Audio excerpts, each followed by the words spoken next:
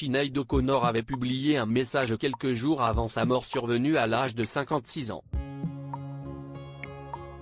La chanteuse évoquait un mystérieux harceleur. Ce mercredi 26 juillet, Sinéad O'Connor a été retrouvée morte à son domicile londonien. C'est avec une grande tristesse que nous annonçons le décès de notre bien-aimée Sinéad. Sa famille et ses amis sont dévastés et ont demandé l'intimité en cette période très difficile, a déclaré son entourage dans un communiqué sans révéler les causes de sa mort.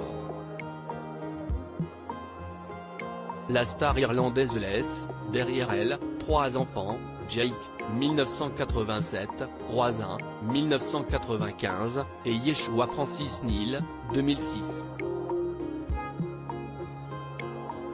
Son fils Shane, quant à lui, s'est suicidé l'année dernière à l'âge de 17 ans.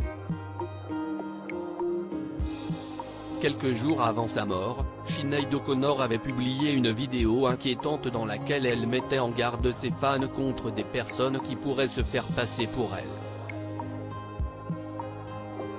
C'est ce que révèle le journal britannique The Mirror.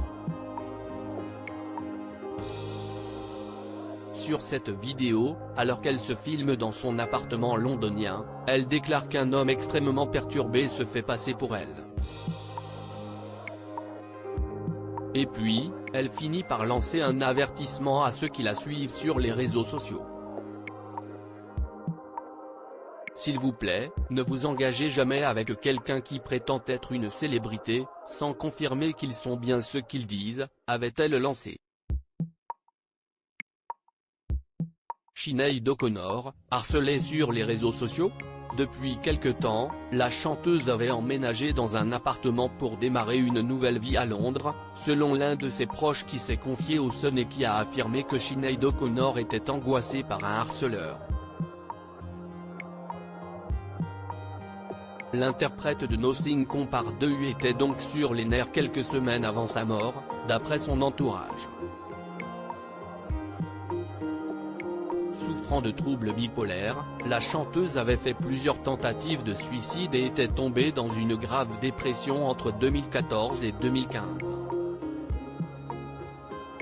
Le suicide de son fils Shane l'avait durement éprouvée. Il était l'amour de ma vie, la lampe de mon âme. Nous étions une âme en 2 moitiés. Il était la seule personne qui m'aimait inconditionnellement. Je suis perdue dans le bardo sans lui, avait-elle écrit sur les réseaux sociaux.